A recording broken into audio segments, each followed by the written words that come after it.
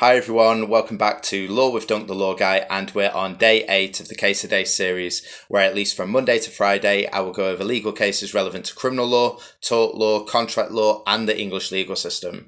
As stated in the video for day 2, where I covered RV Gibbons and Proctor, I stated how the physical part of a crime or actus reus means the guilty act, and is usually committed via a positive voluntary act or a willful act. I then went on to state how the actus reus can be committed by way of a state of affairs crime, or an involuntary act, and even by way of an omission, provided there is a duty to act. Today, for day 8, I'd like to cover the penultimate way in which the actus reus of a criminal offence can be committed, this being that of a state of affairs crime, which is where a defendant finds themselves in a particular situation which can form the actus reus of a criminal offence. Again, I am kind of going against the whole series name here, as statutes aren't cases, but in fact a whole different source of law. However, as I've already said in a previous recording, when I was an examiner, statutes and specifically statutory section numbers, and even subsections if you can remember them, were given equal credit to that of case law references.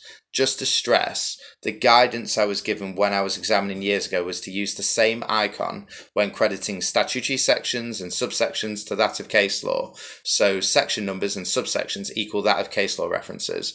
Now, back to state of affairs crimes.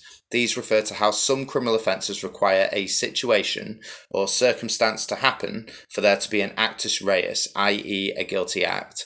One example of a state of affairs crime can be seen should an individual fall foul of Section 1 of the Prevention of Crime Act of 1953, which is known as having an offensive weapon in a public place. Mere possession of the weapon in a public place is enough for the actus reus to occur. The defendant doesn't have to take the weapon out or threaten anyone. Merely having it on your person in public is a situational or circumstantial crime which automatically amounts to the actus reus of a crime, as you found yourself in a state of affairs or situation which you shouldn't be in. Another example can be seen where an offence can be committed where one is found to be in possession of a controlled drug under Section 5 of the Misuse of Drugs Act 1971. Again, mere possession of a controlled drug is enough for the actus reus here. It is irrelevant if the defendant was or was not going to use the drug himself or was going to give it to someone else or sell it. For this actus reus, this situation or state of affairs, mere possession is enough. And that's the first of 2 recordings for today. Thank you from Law with Dunk the Law Guy, and I'll see you later.